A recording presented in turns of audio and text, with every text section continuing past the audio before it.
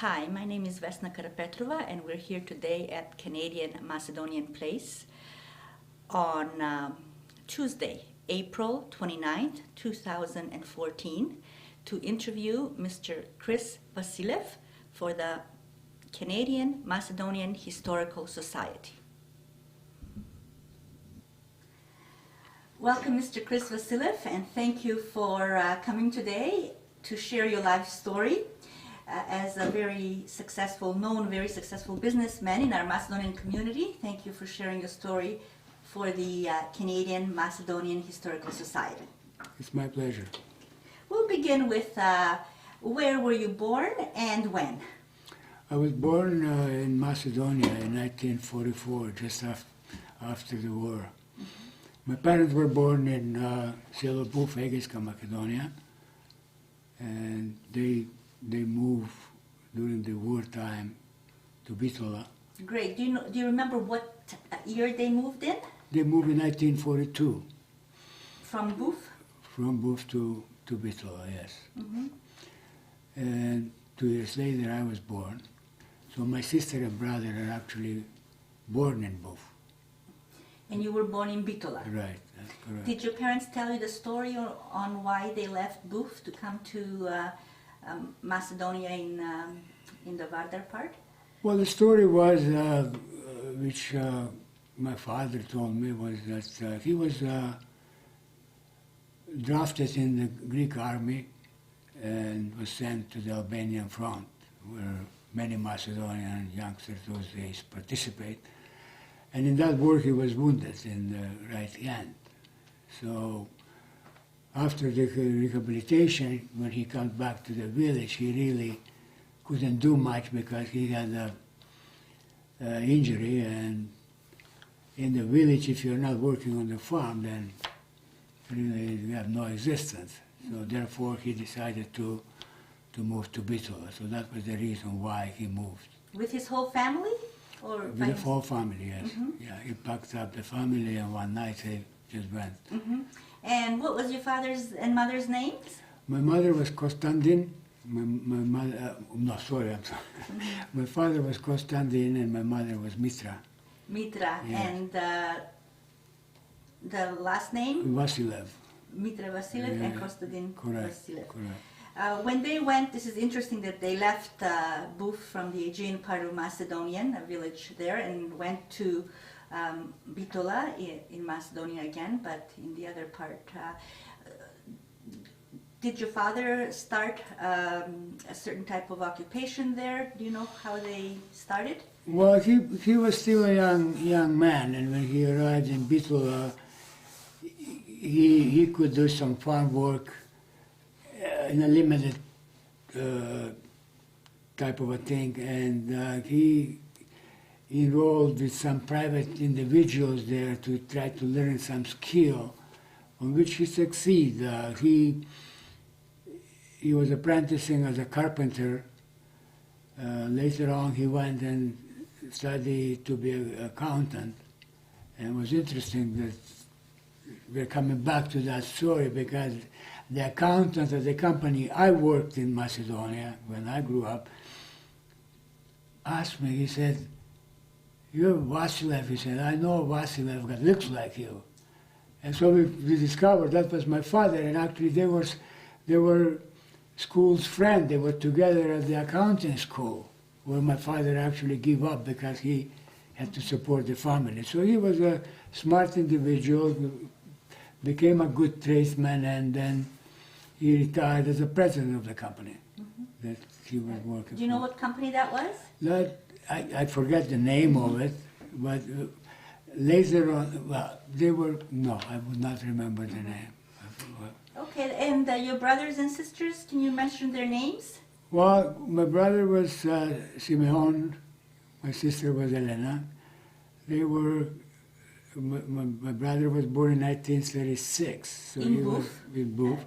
So he was kind of a little grown up when they moved, and my sister was only a baby. I remember my mother saying that when they arrive in Bitola the first night, they wake up in the morning and they say, "Well, we have no place where to give her a bath because they don't have the korito, as we say it in Macedonia. They don't have Korito, which is a bathtub.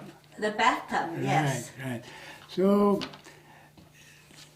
it was starting from zero. I mean, almost like my story. I came here with $30, ended up with 20 after I paid my taxi to the place I was going to. Yes, so, that's a fascinating yeah. story too, and you'll give us the details in just a little bit. And how about your grandparents? Where were they born? Well, they were born in Boof. I do not know much about my grandparents because I was born in a country that, according to them, at those days when I was growing up, was called Serbia. Therefore, my parents were marked as Greek enemies, or I wouldn't say Greek enemies, but I would say that because during the war, the movement and everything, all the Macedonians that moved were not able to go back. So we were not allowed to go back. Therefore, I do not know much about my grandparents. My grandfather died, I think, 1946. I didn't see him. And on my mom's side, I missed them both. So that was a sad story that we as kids could not go back and see our grandparents. And now that I have my own grandchildren, I know how they felt not being able to see their grandchildren. So actually, your brother and sister never went back to see them, and of course you weren't even born there, so they never saw you there. Well, yeah, but they check your name and they find out father where was born, and therefore it was easy for them to refuse you a visa. Right. These are all the years that Macedonian people couldn't go to visit their relatives in Macedonia, which was Greece. Yeah. Yes. So that wasn't my only case. It was cases of many other people. I remember the day when my father wrote me a letter from Macedonia here, saying that I'm so sorry I missed my mother's funeral because at the border they refused me to go and enter Greece. So that was pretty recent. It was 88, I think. I'm not 100% sure, 88 or 90. So that bitterness on the Greek side continued into the later days where Macedonians will refuse to go and see their parents' villages, and even at their death, they were not allowed to go and light a candle. And who refused them? Your father tried to go? Yeah, he was turned back from the border. By who? By the Greek custom people or Greek authorities. So the Greek authorities would not let him go because? Because he was marked in any way or which way, I wouldn't know how to explain that, because he probably moved to Macedonia. Right, because he was Macedonian from there, from Buf, and had come to Macedonia at that time it was in Yugoslavia. Yugoslavia, correct. Well, at that time was occupied territories of Bulgaria. So it wasn't really Yugoslavia. I mean, it was former Yugoslavia, but the country was occupied by Bulgaria. Borders were open during the war. This was 40... So he moved, he didn't escape, he just moved freely. That's right, and this was 1940... 1942 that your father went over the border. Right. Okay, and you were born in Bitola yourself. Correct. Can you tell us something about your childhood? For example, where you lived in Bitola, and as you were growing up, memories of your school days? Well, in Bitola, I had kind of a very simple childhood. It was mostly moving from one place to another because they couldn't afford the rent, or they were moved for whatever reason. So we were moving all around the city. And I have a very little recollection because those I was only 4 years old, I think, when they packed us and put us on the train, and we sent us to Vojvodina, where they have housing from displaced people from that part of Aegean Macedonia. Yeah. So we were part of those, what you call it, desabegalci. Did your parents come with you too to Vojvodina? Yes, yeah, we all went. It was a debate at that time whether only the people that came across the border as in 1948 would go, or everybody else. So they elected that everybody else would go. So although we came very few years earlier than them, we were in the same train. So in 1948, 1948, your yeah. whole family, together with many children, refugees from 1948 from Yeah. Macedonia in Yeah. Greece, all were transported to Vojvodina, yeah. Serbia, right? Like Yes, that's correct. southern Yeah. Serbia. Oh, northern Northern Serbia. Serbia. Yeah, Mhm. yeah. And The place called Gakovo, Kruševlje. We were in Gakovo, actually. Yeah. Gakovo, yes. My father also tells me stories of Gakovo as well. Right, yes. right. So tell us what you were little, but what do you remember, or from your parents, what they told you? Well, I mean, Gakovo was a great place. I remember the main street was a kind of a wide street and was rich place. We had a beautiful house. I remember so many chickens, pheasants, and you good farmland. So the Macedonians were given houses and land Right, in right. northern Serbia, Right. Vojvodina region. Right. How come those houses were empty? Like, who gave you? They were houses? German ethnic groups that were living there. So after the war, they were moved, displaced. I never knew. I have some friends now that are from that area, that we belong on the same golf club, and we talk about it. They don't know much except saying that they have to leave. So these are German people that lived in that Right, part, right. northern Serbia area, that had to leave after the war. Correct. And so you were not actually Dete Begalets. You were there with your No. family in Bitola. No, But you left with the Deca Begalci to go to Gakovo. that's correct. That's correct. And how long did you stay in Gakovo? I think we were there about 3 or 4 years. Yeah. Gakovo was a place where my mother had a problem with. My father adapted very well, as he was saying later on in his life.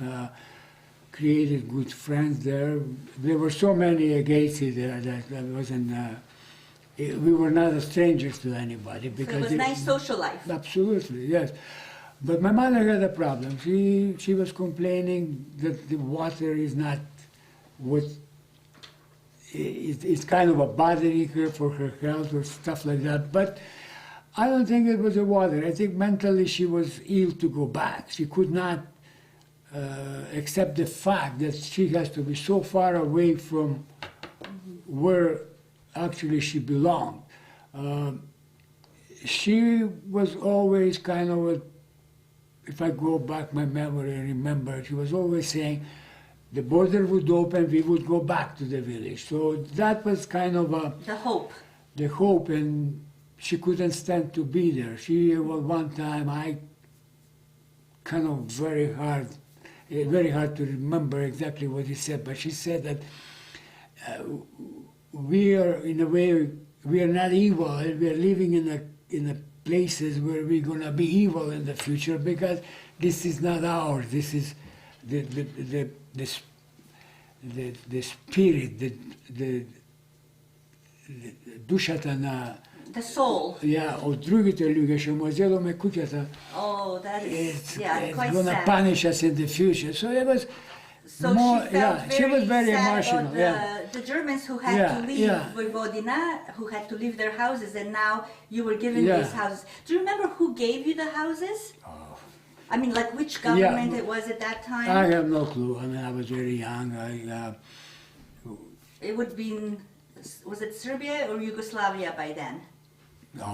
Probably was Yugoslavia, of So course. Yeah, you yeah, were yeah, basically yeah, given Yugoslavia, the yeah, houses by the Yugoslavian Yugoslavian government where government, I the assume, German people yes, had left. Yes, yes, yes. Okay, so then you left Vojvodina after Yeah, a few well, years? yeah, well, it was a struggle. She was struggling and pressuring my father to complain and this and that, and finally we were sent back.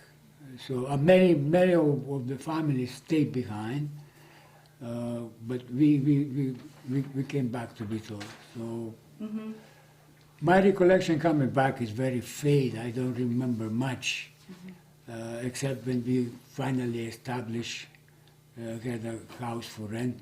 In Bitola? Right. And then life started progressing. That probably was 1951, so 51, 52. And then life started. And you went to school. Can you tell us a little bit about your school days? Yeah, my school days were kind of interesting. It was beautiful building. They just built it at that time. They built it for a teacher college. And it was just an awesome building for us those days. And it was done in a way where they had created 4 classes, so where the students that are going to become teachers can practice teaching young grade 1, grade 2, So grade it was 3. like an experimental education. So it was good. I was enrolled with mostly kids that were born in Bitola. I was born in Bitola, so there was no Asian that they can detect to separate me from where we were. So it was a lucky situation. It was a good system, good studying. So I spent 4 years there. And then What grades would you have been in then? From 1 to 4. Oh, so right from grade 1 to 4. It was a great class. From that class that I can recollect now, there are a few business women and business people that came out, a few doctors. Successful generation. Very successful. That class was a very successful class. And yeah. what language were you learning in at that time? Macedonian. It was Macedonian language? Yeah. I don't recollect if we were studying second language at that time, because I think that started right after grade 4. But grade 4 I finished there, and then my family moved from the house, so I started with another school where it was so many, much bigger, and so many kids. So I kind of get lost with a group of kids, because it was so many. It was more kind of we call it a dolna mala. It was so many young kids, and there were more fights, more going to the farm, stealing apples and stuff like that. So they were not, education was not a priority? No, I don't think it was. It was, you have to play good soccer, be able to fight good, otherwise you're somewhere down So it was a different social status, right? A little bit different. Yes. And then... So I adapted that life very fast. I mean, having, I should say, brother who was 8 years older than me, he was teaching me stuff. So he taught me how to fight, how to protect myself. So you became streetwise. It was I spent most of my time as a kid outside, really. On the street? On the street, yeah. My mother also worked. She, as I said earlier, she was very strong character, very determined woman to make something. And what did she do? Well, she was working on the farms. We call them niva. Yes, fields. There were Bufchani in Bitola that came in the 20s. 1920s, yes. Or 17, I'm not sure which year. And they were very successful. They all have kind of nice houses and little farms. And they would call her, come and help us, for which they would pay her. And being in that type of workforce, it was giving us, the kids, the pleasure, so we have no supervision, and we go on the street anytime we want to go. So unfortunately for me, my school marks went down like a... So instead of going to school, where did you go? Well, I was going to school, but didn't care much, didn't study. So from being excellent student until grade 4, now I have to fail grade 5. Oh. And that was a shock to my father, who said, And what happened? Well, the year after it was excellent. That was, we call it a grade 5A. And grade 5A was created because in those days, if you have grade 8, you were able to go and work in the city offices, kind of whatever, lower office job. Like receptionist, Yeah, this type of. admin, But yes. if you finish high school, then most of the teachers that were teaching were only having a high school. So education wasn't really yet what it is today in the world.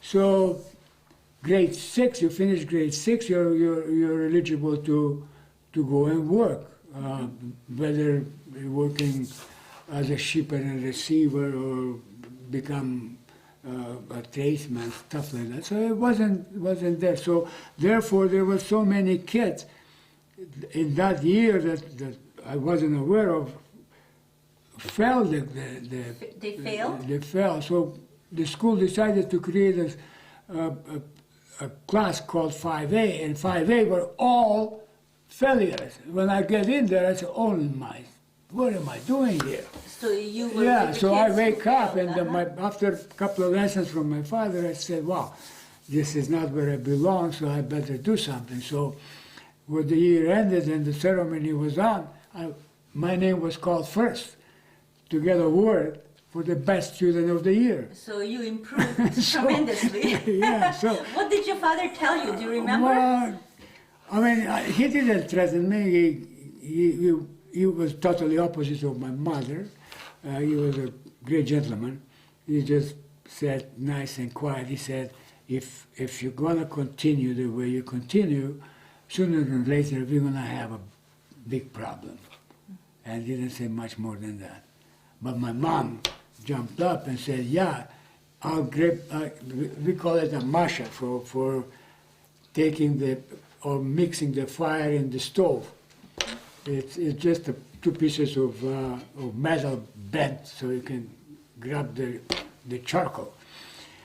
And she said, I'll grab the masha and beat hell out of you. But she never did. She never did. Yeah. It was an empty threat. So you went to, how far in school did you go? Well, I finished grade 6 there. And after grade 6, I decided to become a tradesman. So this is in Bitola. In Bitola, yes. Okay, and what So- kind of trade did you choose? Well, I chose, my brother chose it for me. Yeah. So I went there. It was a modern private shop. My brother knew the owner there, and he was making all kinds of different tools for the farmers. For those days they have we call it. I mean, all the tools that Metal farmers would use, tools. metal tools. So Yeah. like a blacksmith? Yeah, they have a tool lathe. maker. He got a lathe machine, boring machine. He's Okay. got drilling machine and stuff like that. So I decided to quit school and go there. So I went there for 6 months, and I said, well, this is not what I want to do. And then I quit there, so I lost a year. This was your grade 6 year? Grade 7? Grade 7. So I lost a year, go back to school, and finish grade 8, and enroll into a technical school. So, which is training you to be a tradesman, to be able to work in the metal industry. So that I finished that in 1963. And what was it called? The college? It Called Kostoratsin. Kostoratsin, Right, and yeah. it was a metal Technical, trade yeah, metal trade school. Yeah, yeah. So after that,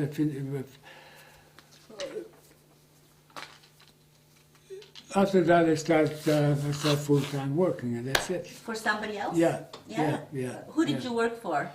I work for a company, oh my God, it's called Traktorska. Later on changed the name to Mechanica, which is mechanical shop. It was a big mechanic shop that was doing engines and repairs and stuff like that, and they have lathes and crankshaft grinding machines and boring machines and stuff like that. So You worked with them for some time? no, I never stayed so long anywhere. I always kind of move around. It was interesting when I apprenticed there, because when you go to school, you have to go 1 month to school, 1 month to work, so you can kind of become more knowledgeable on the practical side, and which is important. So by doing that, I'm not full time there. So once I start full time, I went in the door, opened the door, look inside, look at the machines, closed the door, and went back to upstairs where the president of the company was, because I knew him well, because being a sportsman, he kind of have a soft heart for me. And what sport were you involved in? I was involved in lots of sports. Yes? Maybe we can just go back a little bit to your younger years? Yeah, we can. Let me finish this first. Sorry, So we can I'm go. sorry. No, that's okay. What I was saying, I went back through the door, to his office, and he said, what's the problem? I said, his name was Dragan. I said, Dragan, I don't understand. I have a feeling I can't work there. He said, what do you mean? I said, I just cannot feel now to go back and be there day after day, every day. No excuses that I'm going to be going practicing, or I'm going to do this, and I have no responsibility. I have to take the responsibility, and I don't want to do it. I cannot. He said, well, what do you want to do? I said, give me the service truck. I'm going to go with the service truck and do whatever. I can be your driver, but I can't stay in there. He said, I tell you what, I'll do what you want to do. Give me a month or two, and I'll open up something if you don't want to stay there. So I go back.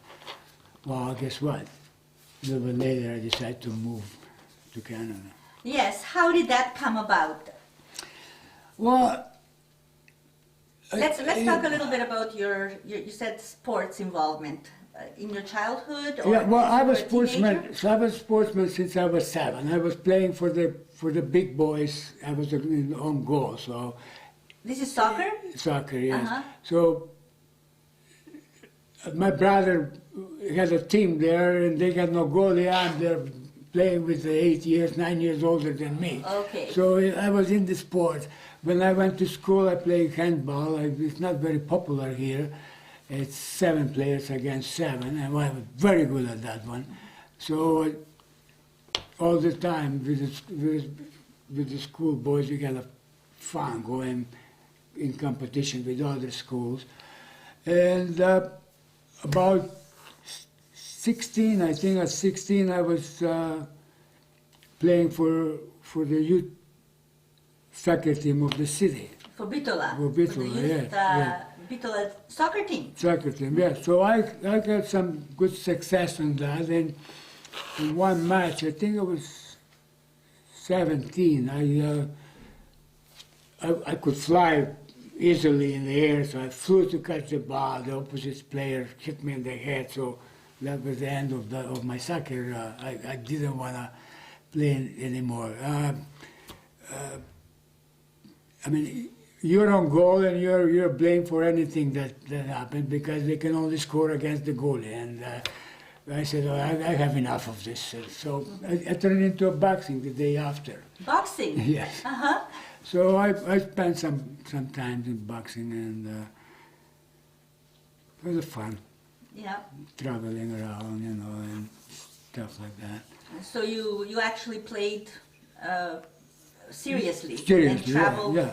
Every time I play seriously. Everything so this was I again did. for the Bitola boxers? Yes. Boxing yes, team? Yes. Okay.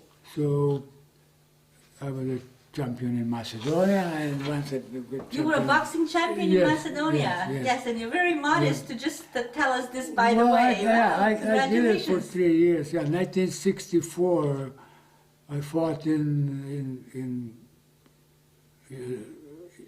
Yugoslavian Championship in Belgrade. Yes, I placed fourth. That's very good. Yeah, so You represented Macedonia? Macedonia, yes. Yeah.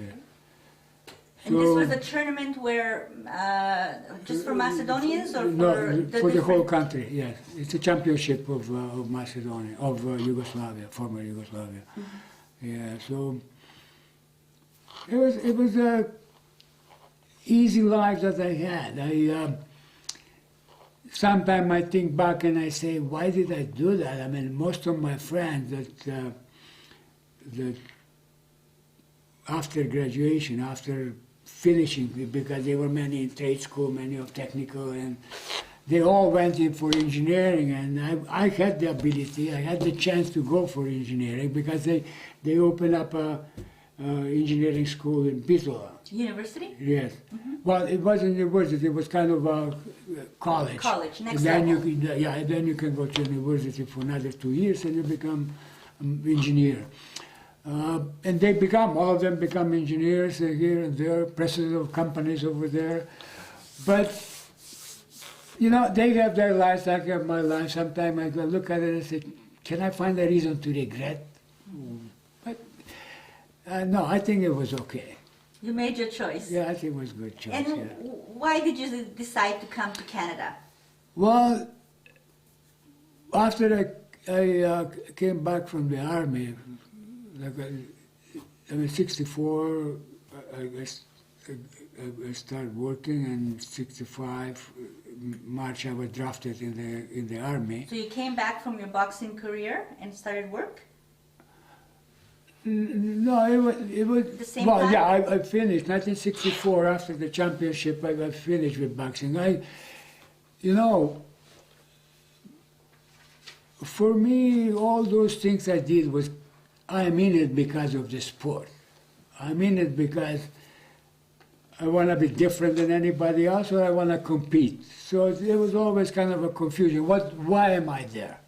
But I wasn't there to make money or build something big. So I boxed because I have to be somewhere, I have to do something, and all of a sudden it just doesn't mean anything to me. I just don't want to do it. And I mean, when I quit playing soccer, it was the same issue. Everybody was after me. Why?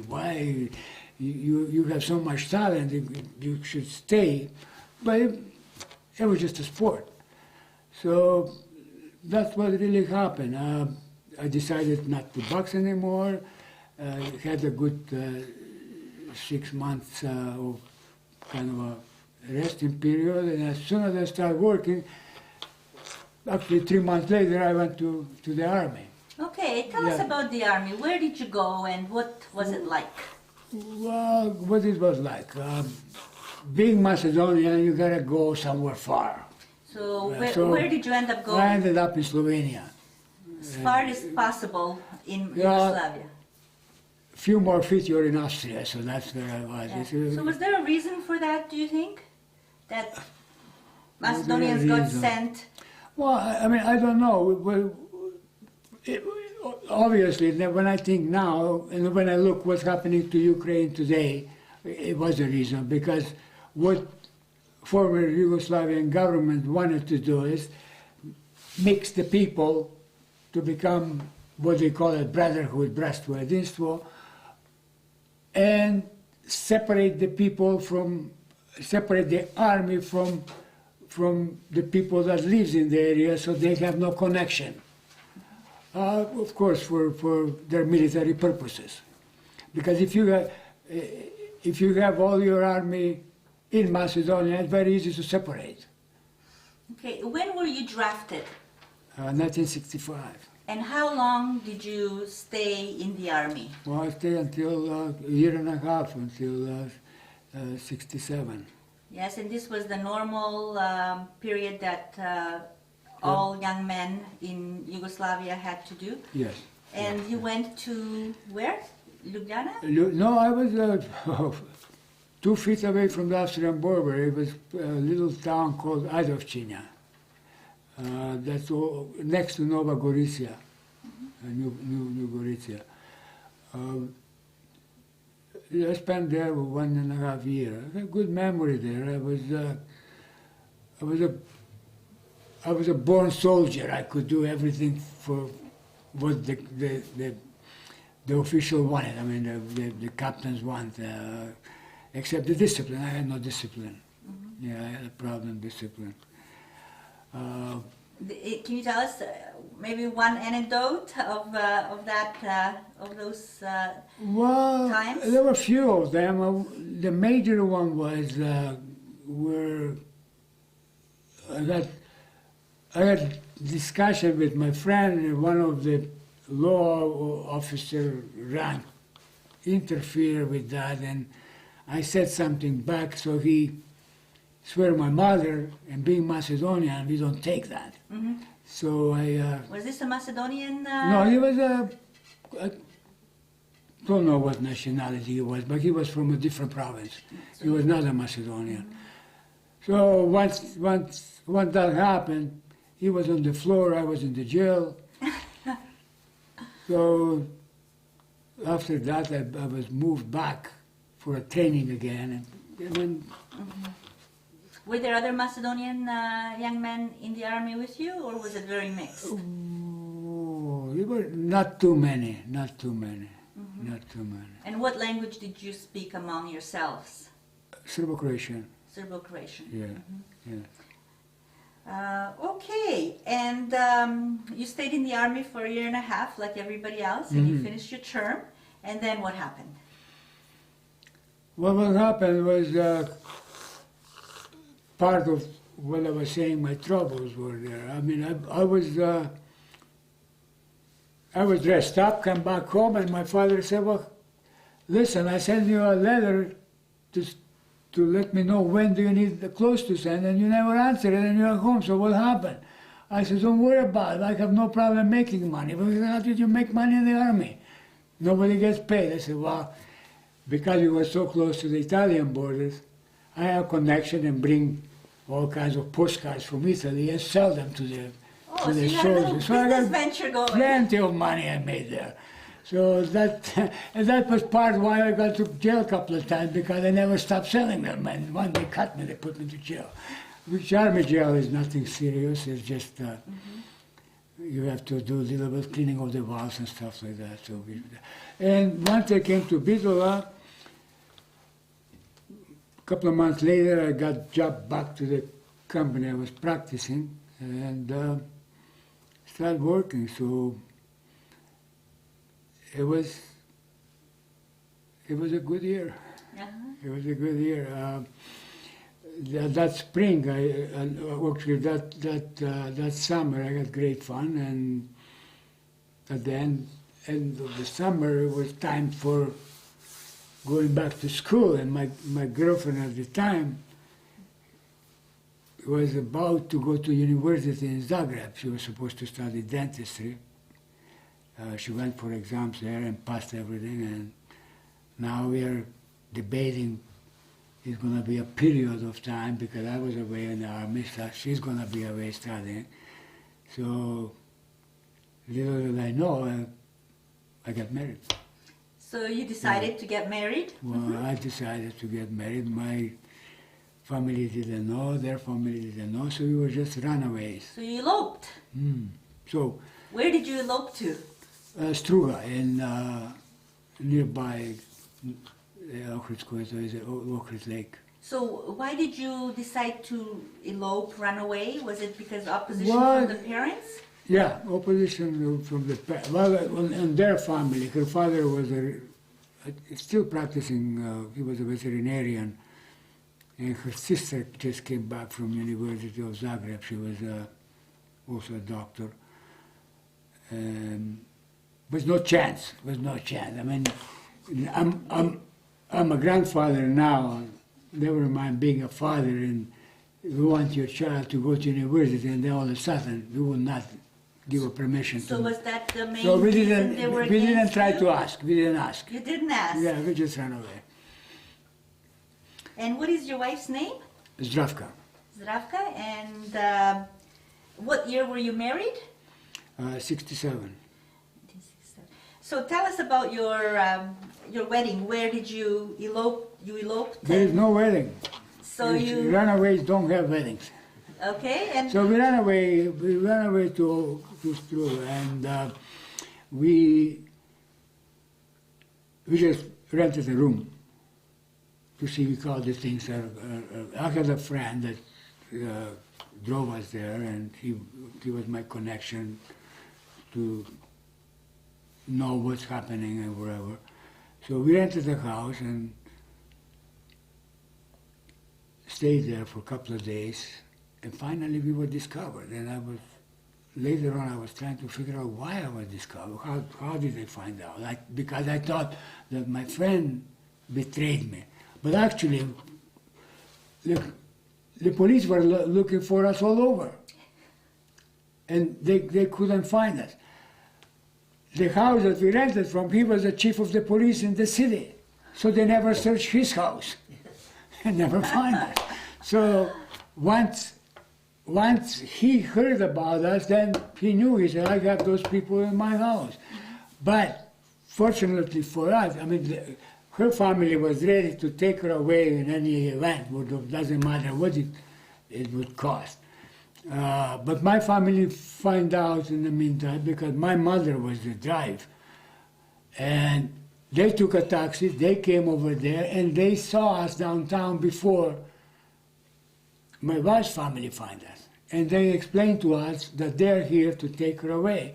So we were supposed to meet and negotiate. And my wife at that time said, do not go. It was kind of a dark where we were supposed to meet. She said, don't go. That is before my family discovered us. At this point, the taxi drove us and they saw us. And my sister came out and said, run. And then we figured out that this is not a good thing. Mm-hmm. So we ran into the taxi, we started driving. with your family now? With my family. Uh-huh. So my father, my mother, my sister, and my wife. And we are driving the wrong way. We are going to Albania instead of Macedonia, and they are following us. So we had to make a U-turn to come back, and it was scary. They wanted to have a head-on collision. Oh dear. But the taxi driver was determined, so we passed through. He made the turn. Yeah, and then the next thing happened. It was we went to Bitola, being followed, and then we went to my father's house. That's where we live at that time, and negotiations start. So we negotiate for a long time. What did you negotiate? How we can arrange so she go to university and, graduate, so how my situation would be in it. But you see, I could not, at that time, I could not see myself being married to a dentist or a doctor or whatever, because I consider myself to be a tradesman. So I wanted to have a trades girl. If I don't have a trades girl, I think at that time thought that my life would be different. So, but on the same way of thinking, I wanted her to become a dentist. I had no problem. I had no other way of of making a decision, but say, at this time, this is what's going to be, and later we'll see what's going to happen. Them being a little bit on the rich side, my family being on the poor side, although my father, through the years, somehow through the pressure of my mother, built a house, we established. So it becomes now, we are poor but proud, and we are rich and we are also proud. So that pride collide, and the result was, I'm not going to go to university. If she wants, she's free to go. She decided not to go, so we stayed together. And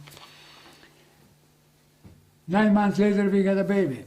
Okay, yes. Yeah, so no talking, no negotiation, everything fell down. Once my son John was born in 1968, I'm now full-time worker, see what the situations are. I was involved with the youth organizations. I was president of a youth organization. I had,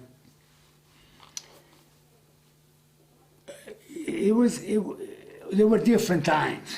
Yes. 68 was a year when Russia invaded Czechoslovakia, and they took President Dubček in the plastic bag to Russia.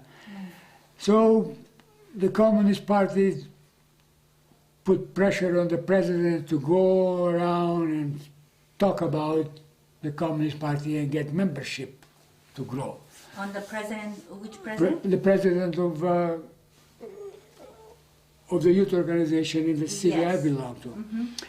So what really happened is, because being a popular sportsman, because being involved with the youth, they wanted me to go through the villages and talk to people to bring them to the party. Recruit So, party members. yeah, so as a recruiter I was pretty good.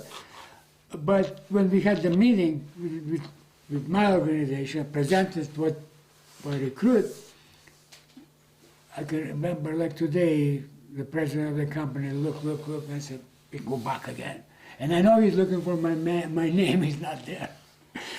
So he looks up and he said, secretary of the party, he said, if somebody is not a communist, if somebody is not applying to be a president, is he allowed to be here? The secretary said, no, he is not. So I stood up and I left.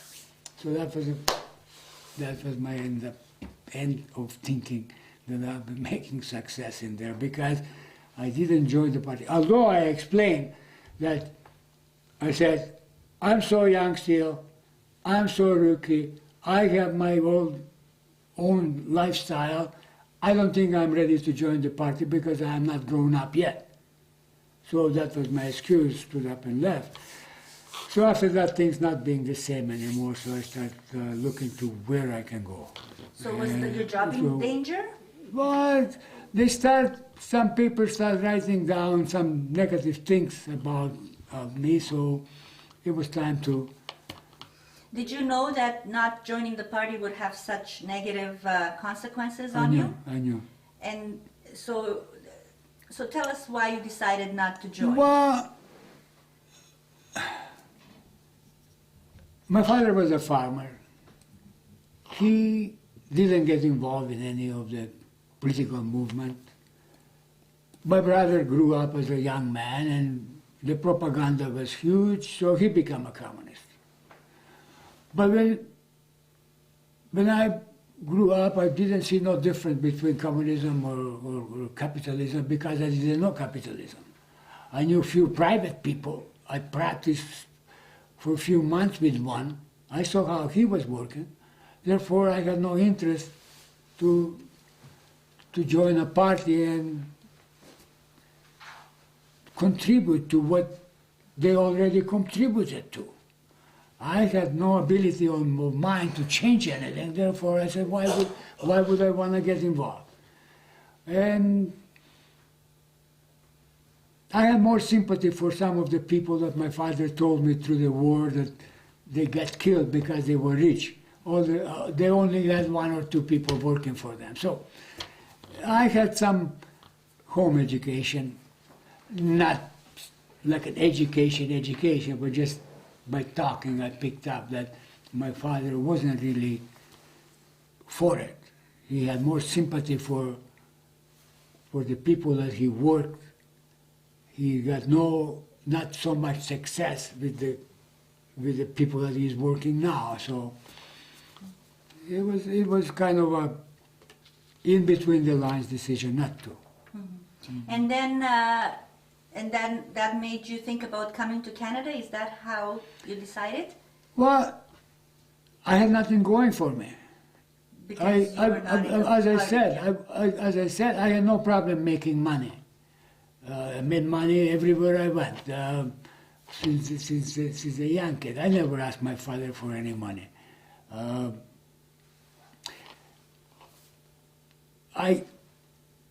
As a young worker, I find a way how to make money. Any system can give you an opportunity if you're smart enough to see those opportunities or find those loopholes there. So I found them, and I was successful. Bought a car. I mean, when my son was born, I went to pick up my wife with a car. So not so many in that time had cars, but I wasn't happy. My wife is not talking to her parents. There were still bitter feelings? Yeah, of course. And I'm not keen to work here. I don't see where I'm going to go from there. Now I bite not to be a communist, so they're not, because I was supposed to go into some congress.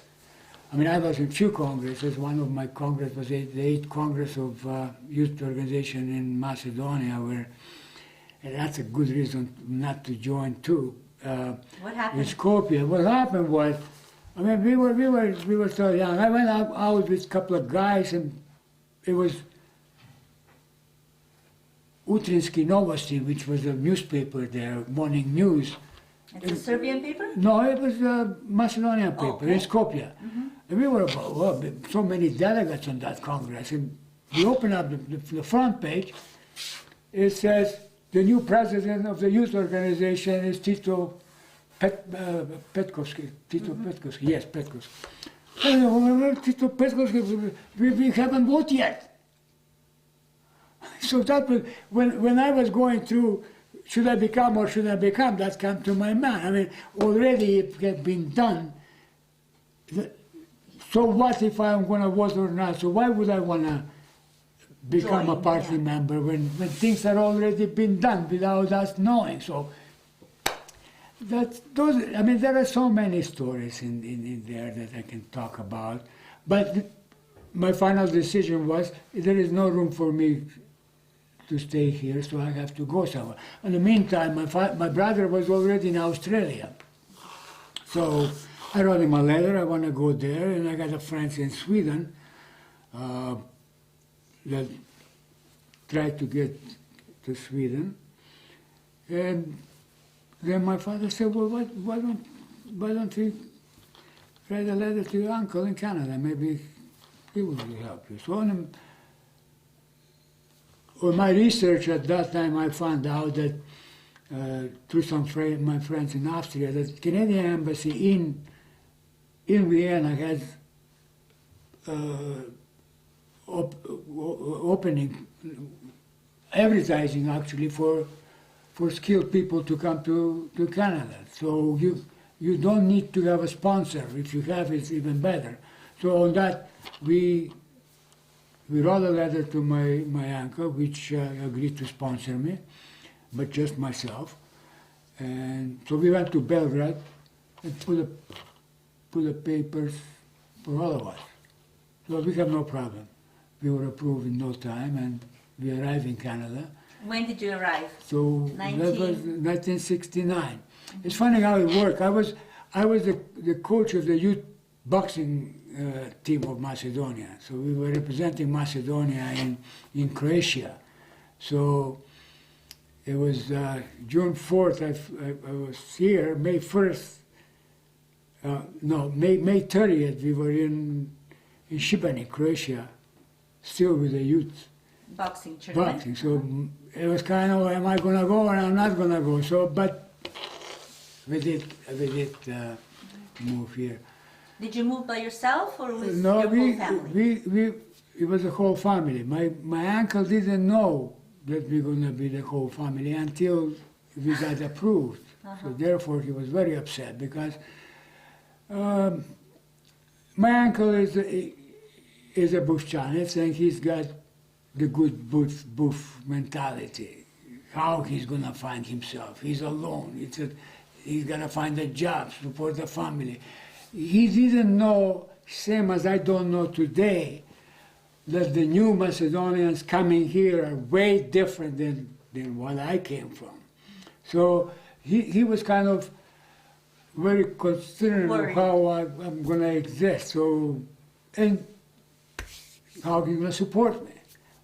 So little that he knows that I can support myself right away, because once we arrived here, there was no issue to find a job. I mean, he took me to a couple of restaurants to find where I can wash dishes, which I didn't mind. In one of the restaurants we went was Sam Panov. Sam Panov is a Bufchanet. I met him when he came to get his fiancée those days from Macedonia. And Sam looked at me and said, I came to your house. He said, I sleep 5 days there. Do you remember? I said, yeah, I remember I met you, but I didn't remember how long you stayed, because I never stay home. I'm always here and there and everywhere. So Sam turned around and said to my uncle, he said, you can't give this man, he said, working in a restaurant. He said, why not? He wants to work. He said, I heard he's an engineer. I said, hold on, I'm not an engineer. I can do engineering work, but I'm not an engineer. He said, no. You have to take him to the unemployment.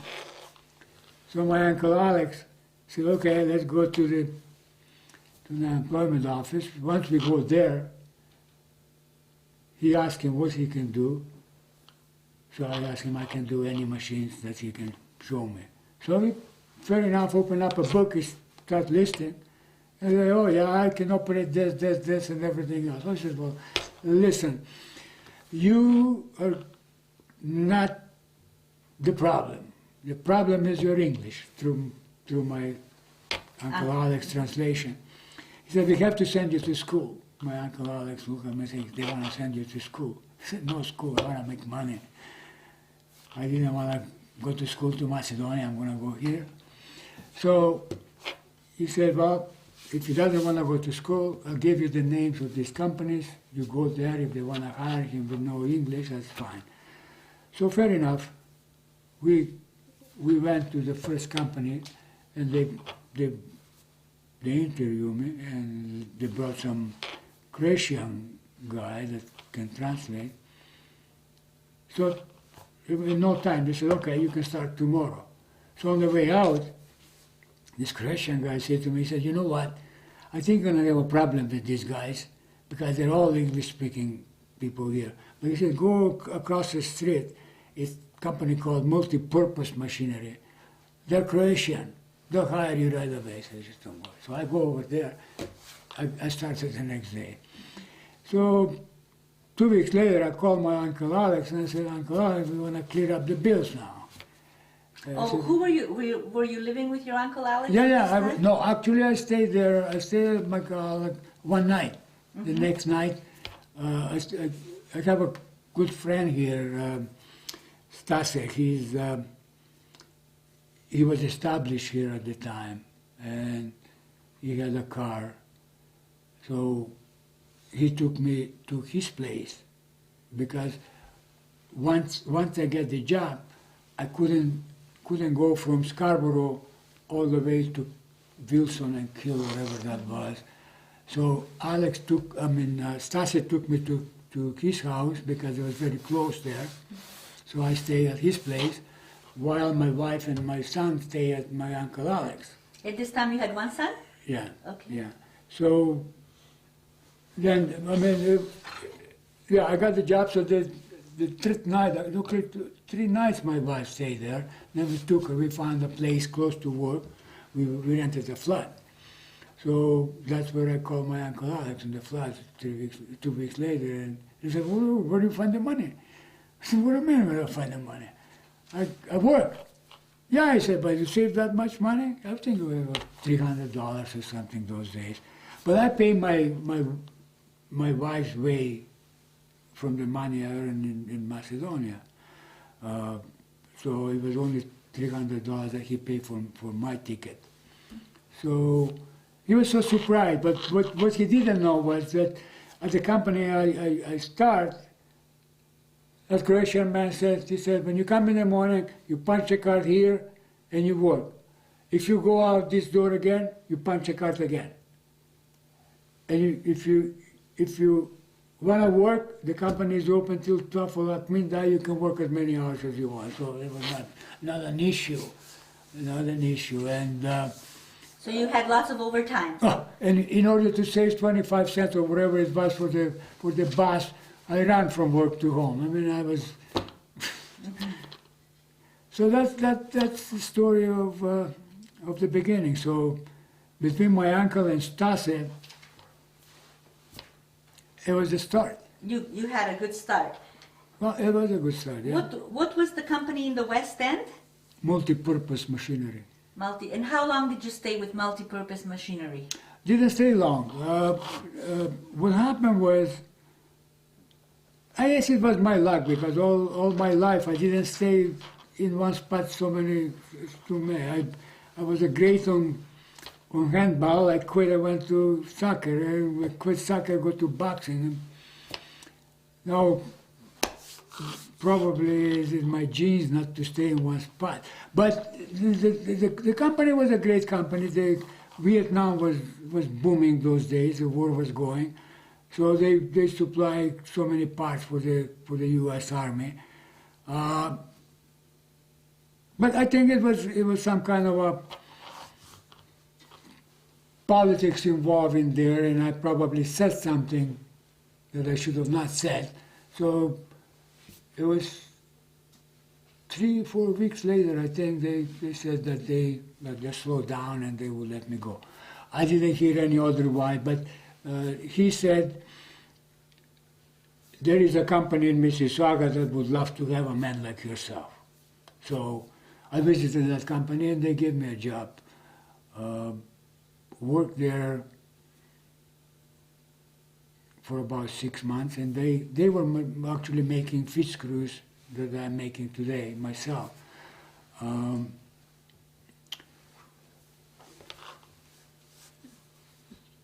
It was different work. It was more primitive than I thought it would be in the Western world.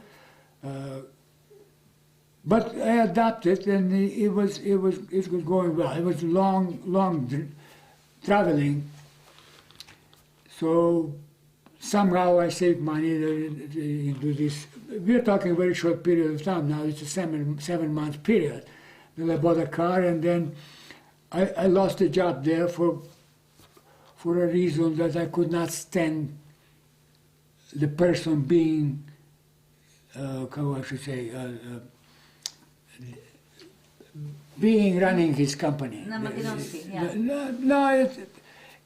I'm not struggling. I'm struggling for the right world of being working for a businessman does not appreciate a good work. Although he was giving me raise almost every 2-3 weeks, but I was never greedy. I was never worried about money, so I never cared about it. But it was more to me the appreciation for a good work by word than anything else. So one afternoon, it wasn't afternoon actually, it was around 12 o'clock, and he kind of talked to me in a bad way, and I said, well, okay, I'm done, I quit. I didn't tell him I quit, I just said I'd go home. So before I got home, my wife received at least 20 phone calls from him and his wife. He wants me back, but he knew actually, because one time, it was a company of 5, 6 people. At one time we were sitting and having lunch, and he said, everybody here are back from quitting. He said, it's your turn. When you quit, you come back. Because you get them mad and they quit, but they come back. Mm-hmm. So I said, well, when I quit, it would be the last day. You'll never see me again in your shop, because you better be careful not to. And you made a mistake. So he was bugging me for a long time. At this time now, we are really living in a basement on Victoria Park in Main Street, right across the subway there. My father's sister had a house there, my aunt. We call it Teta Tonka. Teta Tonka and Alec brought my grandmother here.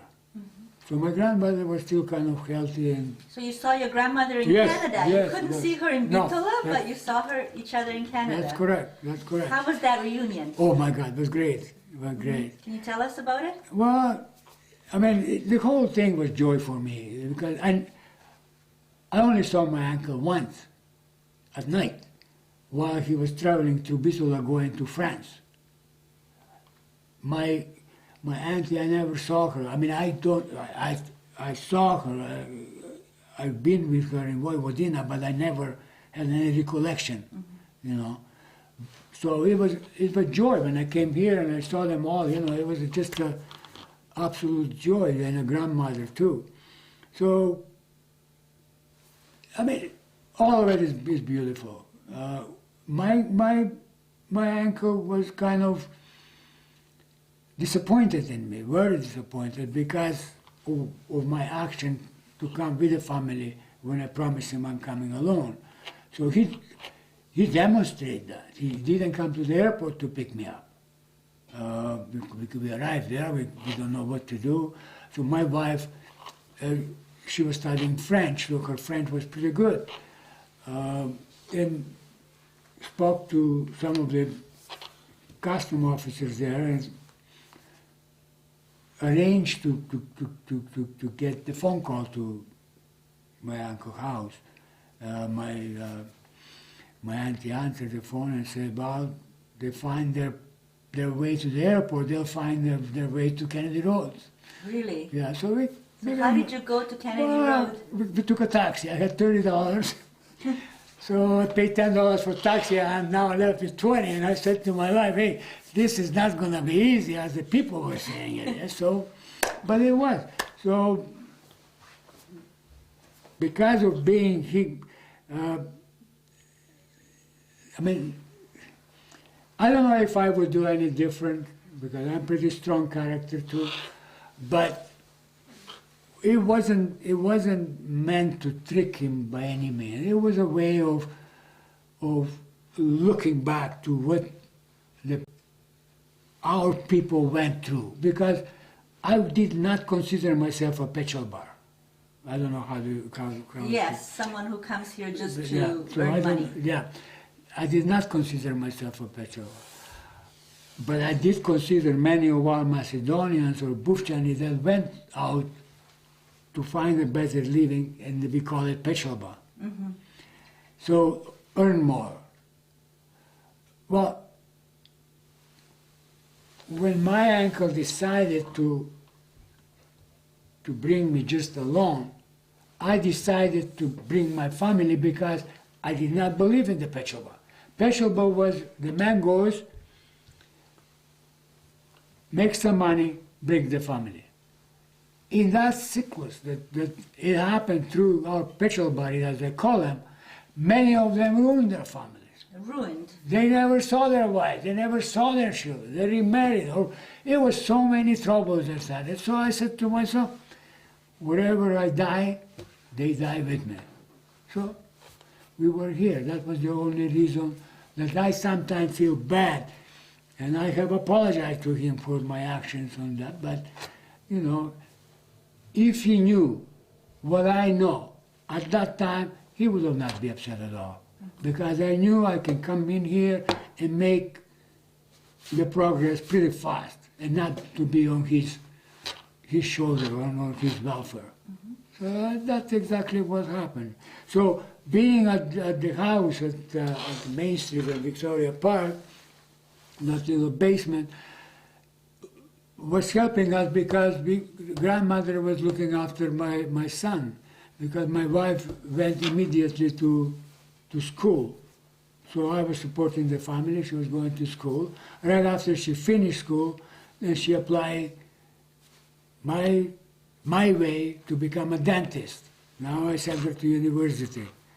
And she passed it, but later on quit.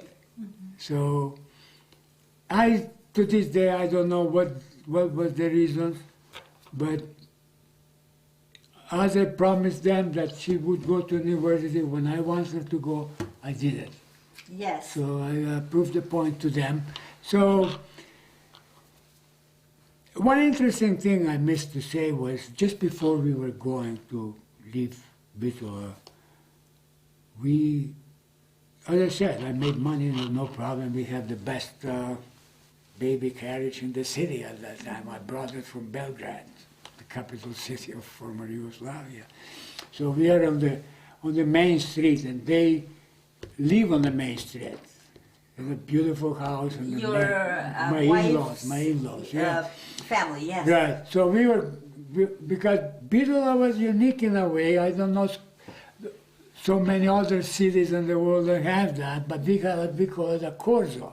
Corso in Italian is a street, but we call it corso. It's a street that the youngsters just circle around and see each other and find a boyfriend or a girlfriend or whatever. It was the way of life. So that corso, we call it, we go on it, and when we passed a little bit by their house, I accidentally turn around and I see her mother and sister on the window trying to look at, because Panigula, who was the lady that knew everything in the neighborhood, right away saw us and ran up to tell them they're there. So when I saw them, I said to my wife, turn around, we're going back. She said, where are we going? I said, we're going to your house. She said, what are you talking about? We're going upstairs. With the baby? With the baby. So we walk upstairs with the baby. Baby's crying like crazy. And she's saying, her mother. Her mother was a very sweet man, professional. Her mother was kind of a tough, the same as my family. And she'll look at me and say, why did you guys come? So I paused a second and I said, well, we came for your safety. So you can see the baby instead of falling off the windows on the street. From the balcony? No, from the window. window. She was looking for the, yeah. So I said, you saw the baby, Zdravka, get ready, we're going. No, we're going. So we left. So I show, although I was still young, I show respect for others. I didn't have nothing against those people, although they hurt me a lot. But I was always a gentleman. So that can bring me to a point where my Uncle Alex didn't come to the airport, was upset. But I wrote a letter to my father, which Uncle Alex brought it to me to the flat and said, your father called me and I'm very surprised. I said, you're surprised because I am not your brother. I did not come to Canada so I can ruin the brothership. That's why I didn't write him that you didn't come to the airport and you didn't do what you were supposed to do. So I wrote to your father that everything is good, your brother is great, he's helped us out and we're done. So this is what my personality actually showed in my early days. And then after Victoria Park and yes. and Downford, the life started going on. So how did you start your company? What made you start? Well, Because by now you were still working for a couple of companies. well, and then, I spent about 6 months with this company. So when I came home, he kept on calling to go back. And my wife said, why don't you go back? I mean, what's so big deal? You're making good money. I'm going to school. Everything is fine. I said, no, I just won't go. So my auntie from upstairs was getting some Canadian tire books. Well, my problem was my English was so bad. My wife studied French. I studied Russian. So we couldn't really get into the English end of it. But when I saw the catalog that my auntie has, I looked through it, and there were all kinds of different parts for the engine, and then boom, I see a crankshaft. I didn't know how to translate crankshaft. Neither the people I was around, anybody knew. In Macedonia didn't know what crankshaft. They didn't know. We call it radilica. So when I saw a crankshaft, I said to my wife, I said, okay, now I'm going to go buy a paper and look for operator of this type. There were 5 of them.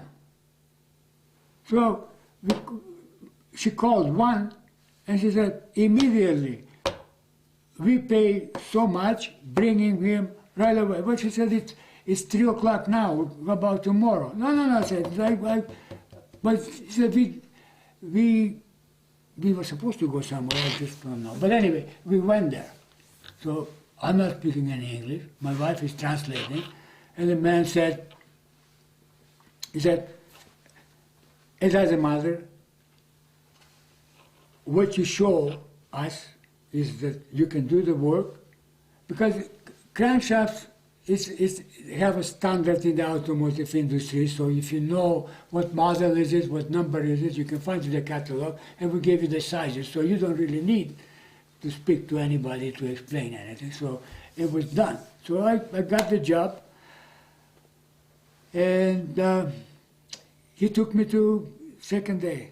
He put me in the car, he said, we're going to go somewhere. So he took me to the unemployment insurance office. I go, what's wrong with this guy? So I go over there and start talking. He said, I need this man to go to school. I need him to work for me, but I need him to go to school.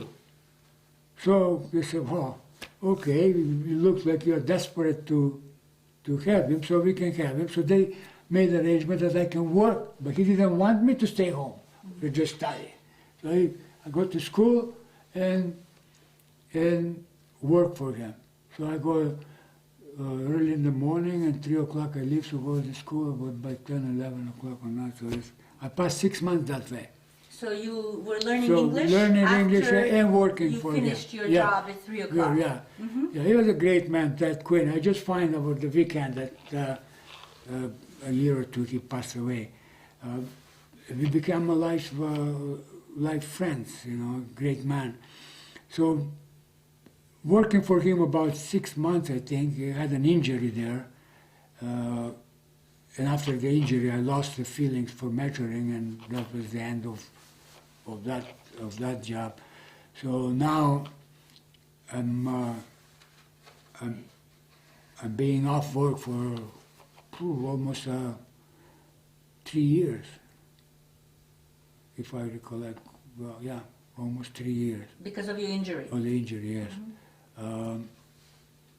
It was a long rehabilitation, and I cut the medium nerve for my wrist. You cut the nerve on your wrist? Yeah. So it was a long recovery. After I recovered, I tried to do the same work. It would not work. So then I remember the job I had with this primitive type of a shop that this gentleman has. And I don't know exactly what happened, but one of the men that worked here in Scarborough, same business, said, why don't you try and see what we can do at our place. So I go there, investigate what they have, and I said, yeah, I would work part-time only, And if I feel good, if I can make it, I will start full-time. So I started there, and everything went fine. And what company was this? That was called PEM machinery, plastic machinery manufacturer.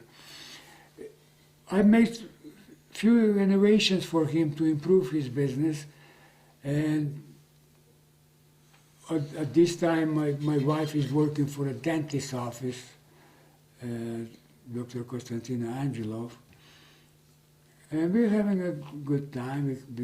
We have a house, everything's working all well. The work I'm doing for the gentleman in Scarborough here was going to a point that you have to put hours, and I wasn't willing to do that. I mean, from the beginning, when I opened up the first time door in Macedonia, it was not in me to be in the shop. So, and I asked him, I said, well, listen, I'm not one of your employees that wants to stay and work 6, 7, 8 o'clock.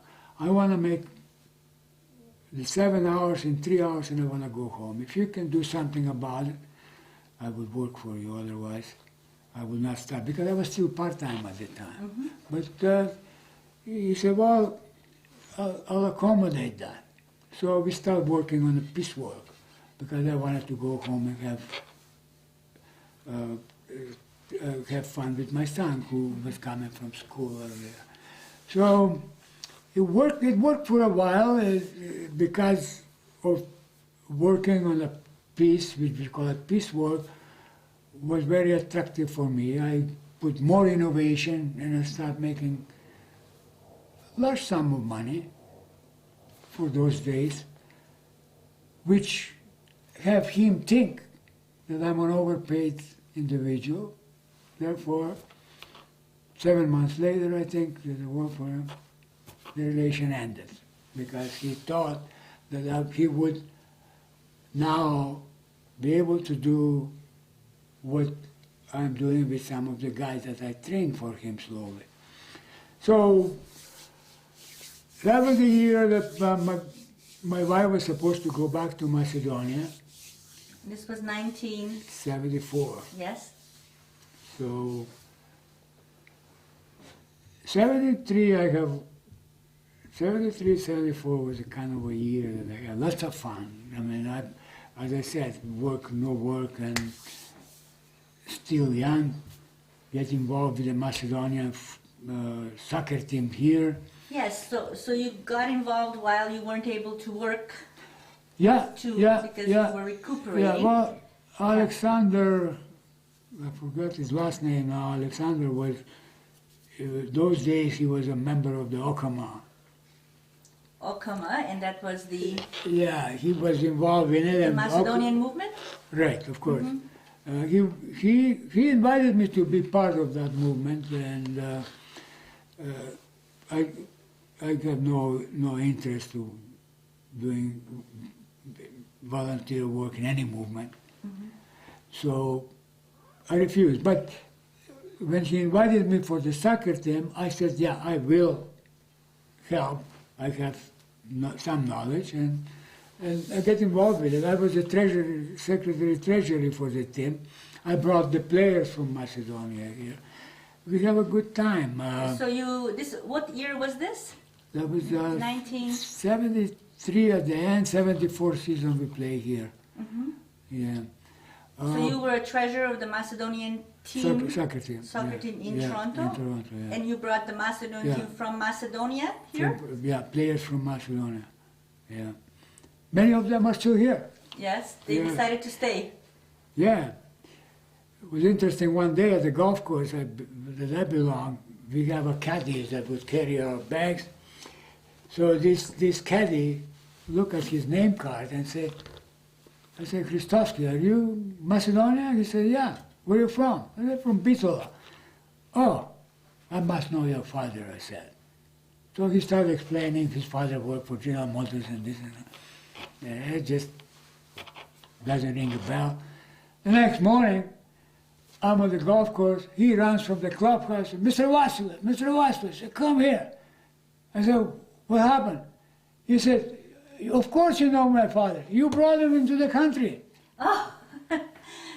You made the papers to come into Canada. So he was one of the soccer players that I brought here. So many of them stay. So did you?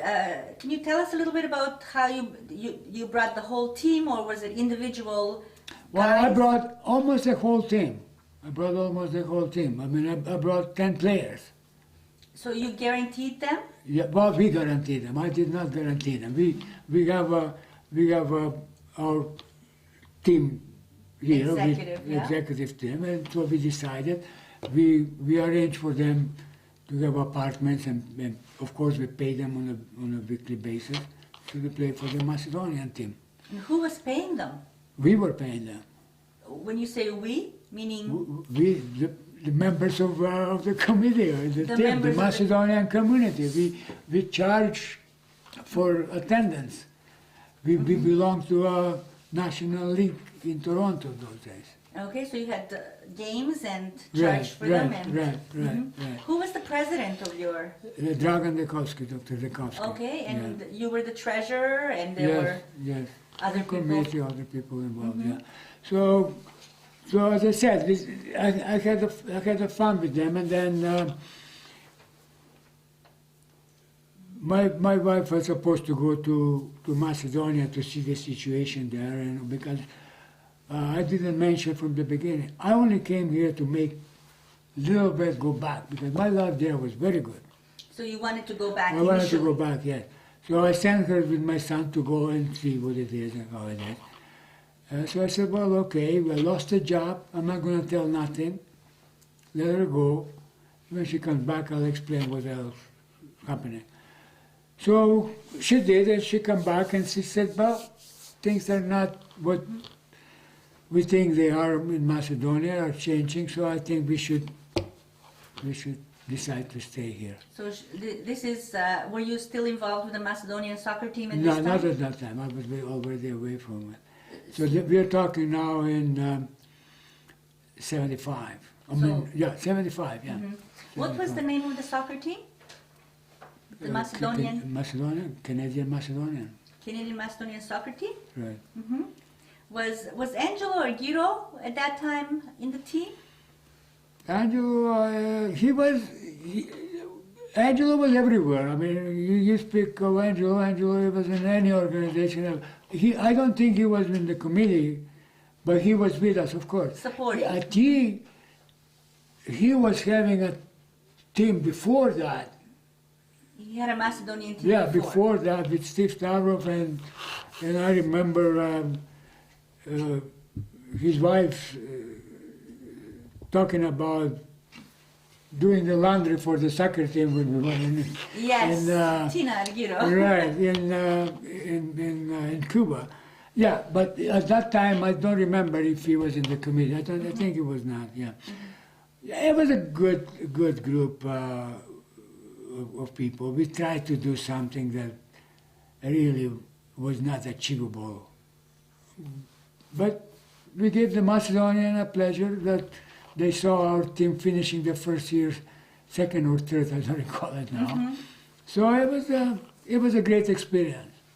So by now you still hadn't started your business? No. No, and then when your wife told you that it looks like it's not going to be a good idea for us to go to Macedonia. Yeah, then I told her I lost my job. Yeah, so, and well, she said something that struck me. She said, you know, he said, every company you go to work for, you say you're great, you do such a good job, but you get fired. I don't get just fired. I quit and I get fired, and that's the nature of work. No. If you're so good, why would they fire you? I said, well, okay. Maybe it's time that I prove them that I'm so good. I'm going to look and start my own business. Because I knew I could do the business. I was invited with some co-workers to start up a business. They were begging me. but I didn't want to do it because my goal was to go back to Macedonia. So at this time, I decided to move on. It was a spring of '75, a beautiful spring, and took my car around, look around, and see what's happening. And unfortunately, at that time, I didn't have much money. I mean, I have about $10,000 saved money, having in mind I invested in the house, invested in the cars and everything else. And I wasn't too good when it comes to financial backings because I didn't have too many rich friends or individuals that can back me up and help me out. Neither I knew the manager at the bank. Neither I knew how to explain myself what I want to do because my English at this time is still not very good. So I asked a couple of friends to join me and see if I can get a good partner, and some of them thought that had no knowledge of machinery or that type of industry. Maybe they work in the office, I work in the shop, but it didn't work. It did not work because the feeling was, one of them said, "Well, what do you think? You want to take my money away?" Maybe because I was still so young and wasn't trustworthy yet. But anyway, they regretted later. So I asked for partnership, 4 of them to be exact. No luck. So I had to decide and go on my own. But little did I know, once I went to the bank and I said to the bank manager, I said, "You know what? This is what I want to do." He said, "No." He said, "With us, you can borrow." He said, 70, 80,000. He said, "No problem. Don't you worry about money." Well, that's what it takes. So, and went out and registered the company. So I was in business in September or November of that year. So how did you start? Well, I rented a unit in Scarborough, 3,000 square feet, and bought 2 machines. But I went with the brand new machines. Competition, there were 3 at the time in Toronto. They all started with old machinery. So I started with new machines, implemented a different way of making the product, and the competition before, they were never friendly between each other. But I heard after I started the business, they become very good friends, working against me. Nothing major, just wanted me to fail. So they did some things that I didn't like. But for big surprise on their side, it did not succeed. I succeeded. Once I set up the business, I nearly started. The man that fired me because I was kind of very expensive, he called me up. He said, "I want you to come, we want to talk." So he didn't know I have business at that time yet. So I go there and he said, "I want you to come back to work for me and I may give you something of the business." I said, "There's no way I can work for you. If you are loaded with work, I can help you some because I'm already in business." Well, 2 years later, I bought him out. I bought him out because I wanted to close that shop and start working well. So after 2 years being in my business, I expanded into a building I bought on Cosentino Drive. Which is in which end of the city? It's still in Scarborough. In Scarborough? Scarborough, yeah. it was a nice little building where I expanded. I spent 7 years there. So after that, I decided in '82, when the economy went very sour, almost as bad as 2008, I decided to build a building.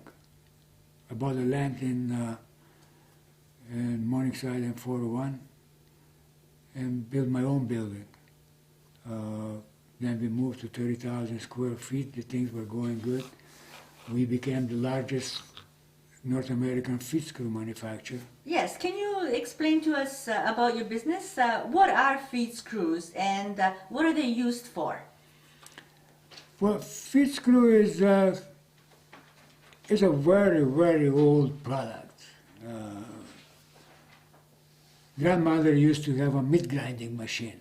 They would screw it up on the end of the table and have a little handle, push the meat through the hopper, and that little screw would push the meat forward, and then the cutter would cut it and we have a hamburger, right? Meleno meso na makedonski, right? Yes, minced meat. Yes. This is how the plastic is produced today. The smart engineers took that concept, introduced so many things into it, and that's where they produce the pallets of plastic. Then those are the chemical producers, Dow Chemical, DuPont, Monsanto. Those are the ones that will produce the pellets. They produce a powder as well. And these pellets are used for? For producing all kinds of plastic products. For example, DuPont invented the nylon in '66. Well, the nylon goes into that screw, rotated, processed, and then it becomes a thread of nylon. So that is the plastic. Today we are so proud to wear a stretchy wear, sportswear. That's rubberized plastic that's produced through the extruders. So in order to produce the rubberized plastic, feed screws are needed to... Yes, they're main component of that machine. Machines are... To press the materials? To convey it. To convey. To convey it. Because once you produce a pellet, you use those pellets, put them into extruder, the screw would move the pellets forward, the heaters on the barrels would melt the plastic that is closer to the cylinder, to the barrel, and get out as a melted product. So the melted product at the end, it depends on what you want to make. If you want to make a cell phone, for example, covers, yes, you have a die, and it closes and opens and produces. The frames of your glasses are plastic. They're produced on so your company is involved in making the actual part that is used in the machine to produce plastic. Yes. So that's a main component of that machine. The design of the screw would give you the quality of a product you want to have. So for different type of engineered plastics, you need a different designs of screws to process it. And is this an ongoing... Well, the plastic is growing fast and is not going to stop because it's easy material to make. It's durable. Now titanium is being introduced and also molded. So it's got future. Now, are the feed screws metal or plastic themselves? So they are metal and they are pushing the plastic It's a high quality tool pellets steel. through. Yeah, it's a high quality tool steel. And do you actually make the feed screws yourself, your company? Yes. Yes. So who would be your major customers? Our major customers are OEM people, original manufacturers who make the machine. My goal from the beginning was to be involved with the machinery people. We also have so many processors that are processing plastic. Once they buy the machine, then they would retrofit the machine. They would use us for a new screw or a retrofit screw. But there are varieties. We have customers all around the world. all different designs. There are about 30,000 designs on extrusion end of the screws. And not long ago we got involved into another part for that machine, which is called the barrel. So we manufacture that as well. Barrels as well as feed screws. Feed screws, yes. And and right now, how involved are you in your business? I am involved. It's a family business. My son is there, so therefore I'll probably never retire. Okay. And you're still based in Yeah, the Scarborough? same building based in Scarborough, yes. And how about your involvement with the Macedonian community after the soccer? I know you were very active with the soccer club. Have you had any communication with the community in terms of... Well, not really. My involvement is very poor. I am not much involved in any organization. Although I have helped them all. Supporting them one way financially? or another. So it is a gift from God. Somebody can do something, somebody cannot. We have a community that is kind of a, not two level, but close to kind of, you have to separate from the others or be prepared to deal with others. And in our community, when I start experiencing the life in Canada with the Macedonian community, it wasn't very pleasant. We have parties in the church, we have kind of different discussions, if not fight in a way. And within those fights I see that the intelligent people, the educated people are not much involved, and I try to answer myself why. But when I go to the meetings at the church, being involved a little bit, even with the soccer team, I saw that there is no flexibility. There are, criticism is not taken in the way of I want to criticize you so you don't make that mistake again, or I want to criticize you so you can become a better on your work you're going to do in the future. A criticism was kind of understood that you are attacking my intelligence, therefore I'm going to attack you and destroy your intelligence. And in those discussions, I kind of figured out that it's not really for me to be there, because I am the person that can do the work. I cannot be the person who would sell the idea and promote the idea. The others can work. Therefore, if you do the work, you'll be always criticized. So I do not want it to be criticized. And I said, well, let the others do the job, which are doing it. We have a great people in great places. Therefore, I want to support them.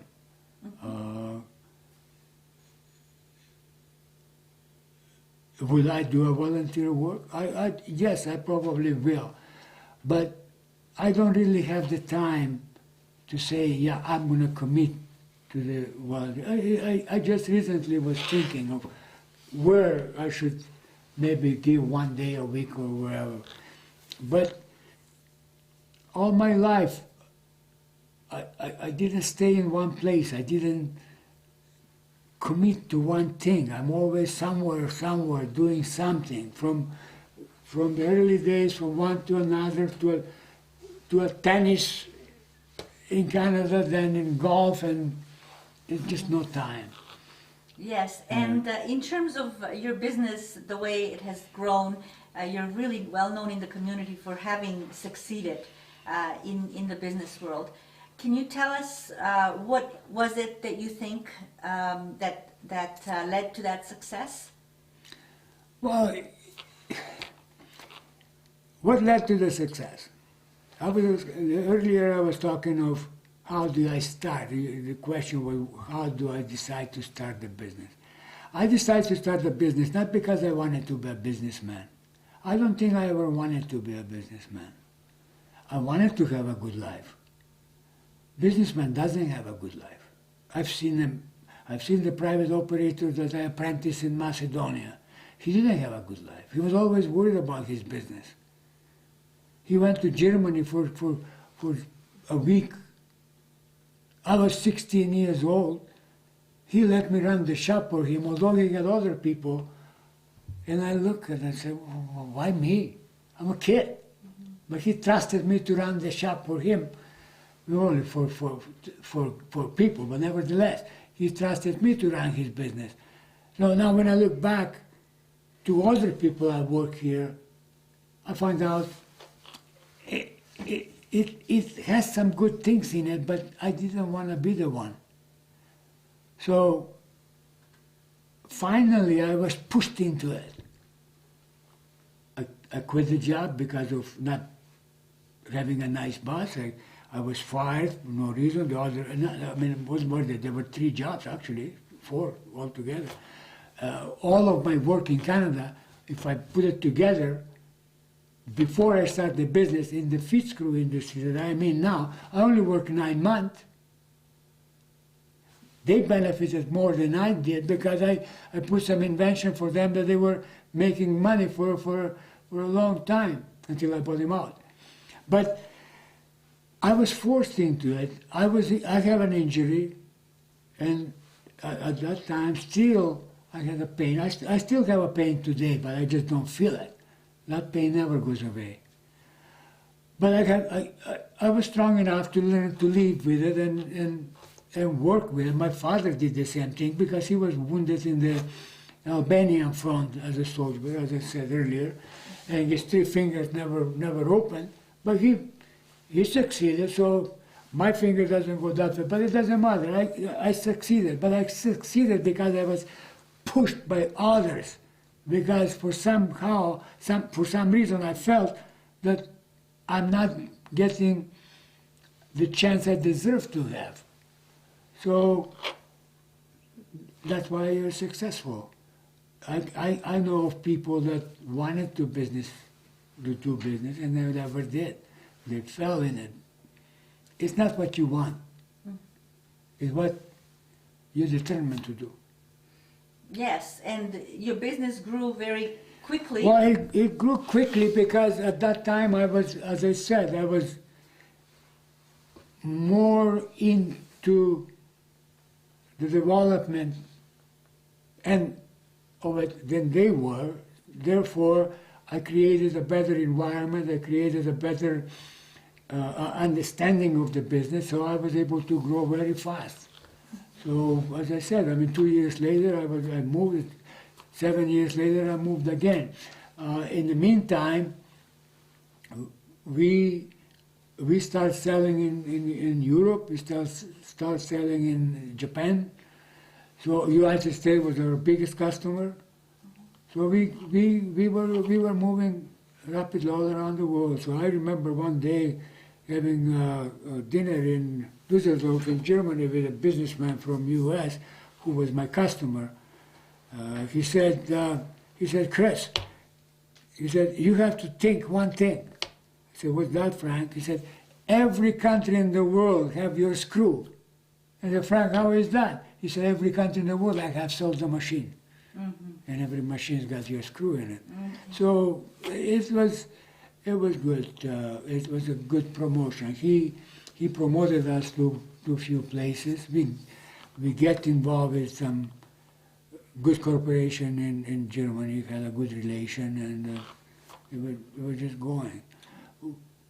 When I look back about 25 years ago, or maybe more, I get hooked up with a good engineer in the United States that I wanted him to work for me, but he never wanted to move to Canada. Then I decided to get him an office in New Jersey, and he worked in there. It was hard those days because we didn't even telefaxes. It was hard to communicate, but nowadays it's so easy because and he's still there. Mm-hmm. So he did some good engineering work for us, designing screws. Mm-hmm. So Wonderful. And in terms of your own family, your son is also. Yeah, he joined the company. Mhm.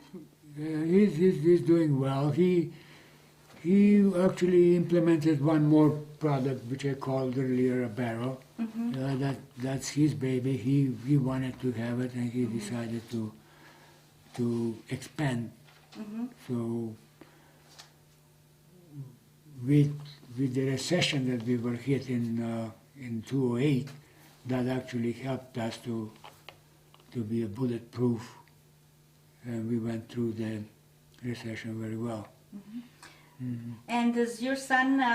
Does he also have a family? And Yeah, my son has a family. He was married a few years back. Now we have two grandchildren, Jordan and Lauren.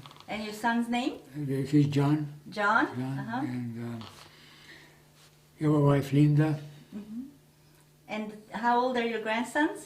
Well, grandson now, the boy is 8, Mm-hmm. and the girl is 6. Okay. Yeah. Do you spend time with them? Do they come to the Not shop? as much as I want. Not as much as I want. Not really. I don't spend that much time as I should. Yeah. Is that a plan for the future? For myself? Yes. Not really. No? I never expect what's going to happen tomorrow. I'm always go day by day. Yeah, same as my mother. My mother would say to my father, go buy some sirence kolbavština. Sirence kolbavština, ma nemame pari, utre še kaj pravime, which is mean some good food. So she would say, well, kaj gospone nikoj? Utre nov den, nova nafaka. So I don't know how to translate it very good in English, but she was like that. So One day at a time? Yeah, one day at a time. Yeah. So that's the way I am. I have no plans. I don't plan to retire. So. And how about sports? Are you involved in golfing? Well, yeah. Nowadays I play lots of golf. Yeah. I want to play some more tennis, but no time. And are there? Do you do your golfing regularly? Well, I used to play. Well, I kind of retired 25, 30 years ago. 25 exactly. I play golf every day. I go to the office and I play golf. But now I kind of cut down on the golf. I don't play as much as I used to. So, but I'm still at the golf course 3-4 days a week. Are you there with some Macedonian buddies? Yeah. Yes. We have, yeah. Well, surprisingly for that type of a club, we have few Macedonian. I mean, Bitos were there. Now I think only John is there, junior. Jordan is, I think, still there. Stan Thomas is there, Okay. my good buddy. So our beautiful girls, the salad girls are there. The girls, Salad girls, the salad girls. both of them. Yes. Chris is there. Yeah, so we got few. We got few. The sisters for the summer fresh salads. Right, Yes. right. I'm a little slow, but I got it. Yeah, we got few. We converted some Greek Macedonians into Macedonians there. They didn't know who they are, but now that we're there, they know they're Macedonians. Great. And which club is this? Magna Golf and Country Club. The Magna Golf and Yeah, Country Club. Wonderful. And in terms of advice for our young Macedonians watching this video, we hope it will be available on YouTube, and it'll really encourage young people to see what the older generation lived through. What would you like to advise the younger Macedonian generation now growing up in Canada in terms of the future? Well, the only thing I can say is don't look to criticize others. Do the work for them. Stay in school. It doesn't matter what school is it. Stay in school. Sport is the thing that can keep them on the right track. It doesn't matter what kind of sport they get involved. I know that there's a lot of emphasis put on sports by the Macedonian Premier Nikola Gruevski, and lots of new sports buildings being built. Have you had a chance to go to Macedonia? Well, I was in Macedonia in 2005, and somehow I don't have a chance. Before I used to go 3-4 times a year, and now with the golf, summer is kind of more interesting here than Macedonia. But my wife is going there all the time. We built a house in Ohrid, which is beautiful. I should be going more though. Yeah, I'm hearing good things about Nikola Gruevski. I'm kind of proud that he does a good thing. Nikola Gruevski was the first, when he got the first job as a minister for industry or wherever, visited Canada. I have him for dinner with his delegation at my friend at Harbor 60s. So I know him personally that way, but when I saw him in Macedonia, he didn't remember nothing. I didn't ask him though. He didn't recognize me, so I was happy. I would have to agree that he's on the right track. Sport is the thing for the young generation to develop a good mind, a good body that can help them through life and exist in a nice way, develop a good habits, create a good friendship. Because through sports, once you meet somebody, I just went to a funeral the other day, and this man said, he's from Tito Veles. I said, yeah, from Veles, you must know Maznev. He said, yeah, of course. He said, well, I'm Chris Vasilev. I used to box with him for the championship in Macedonia in 1963. He said he was talking about you. So, you create a friend. I mean, that was 60 years ago. Not exactly, but 50 years ago. And it's still, so it is the best thing for a young man to do. Young Macedonians... На македонски може нещо да кажете? Да. Младите македонци трябва да научат да се поштоват измеѓу себе, да се помагаат измеѓу себе. Никој сам не направил ништо во оваа земја. Како мислиш да си помагаат, например? Да си помагаат во школство, да си помагаат во другарство, во сите области на нивните секојдневни работи што ги прават. Ако учествуваат во фолклорната група, да се помагаат во фолклорната група. Да не заборават да учат македонски јазик. Зашто еден јазик повеќе е едно знаење повеќе. Јас учев руски на школа, жената учеше француски, со нејзиниот француски најдовме такси. Иначе не можевме да најдеме француски. Кога одевме во продавница, на било која конзерва, пишуваше и македонски, и енглески, и француски. Не требаше да купиме исхрана за мачките, зашто можевме да прочитаме. Треба да се помага на било која платформа ќе се најдат. Треба да учествуваат во службата на црквите. Ние израстевме во земја каде не беше дозволена црквата. Бидејќи сум син на луѓе од Егејската Македонија, кои беа далеко повеќе врзани со црквата, отколку што родителите на вардарските деца, кои не беа врзани толку со црквата. Таа разлика можеше да се види во црквата овдека. Јас ја видов таа разлика овдека. Ние бевме повеќе воспитани према црквата на еден начин, затоа што нашите од Егејска Македонија беа повеќе воспитани да веруваат во тоа. Овдека беше кајнова одиме во црква, ние од владарската страна зборуваме, приказни кажуваме, овие од египетската страна сите се некако